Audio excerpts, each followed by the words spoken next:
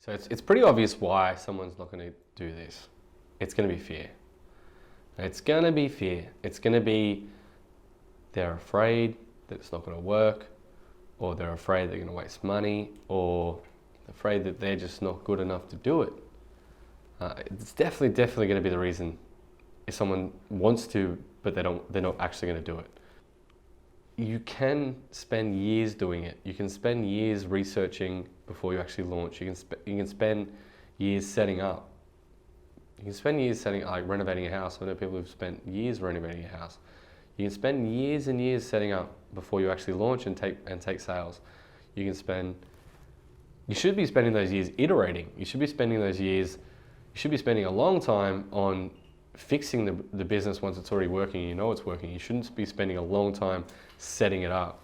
Long setup costs, all it leads to, and I've seen this with multiple businesses, it leads to overcapitalization. So they've overcapitalized into the business before they know it's going to work.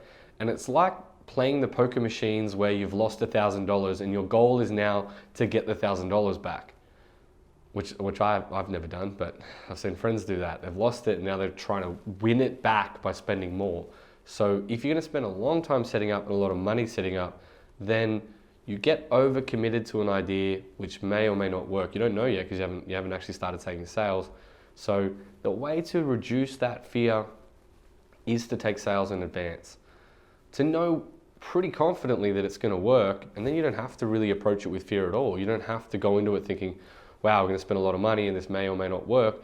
You can go into it thinking, well, we've got a booking in 4 weeks and we're just getting ready to get the house ready for them. So the best way to reduce fear is to actually get real tangible results. You don't need to spend years and months setting something up. Or you can reduce that fear if you're looking at Airbnb and thinking, oh, I'd like to try that, but I'm not sure where to start. That is where you start. You start by setting up the page.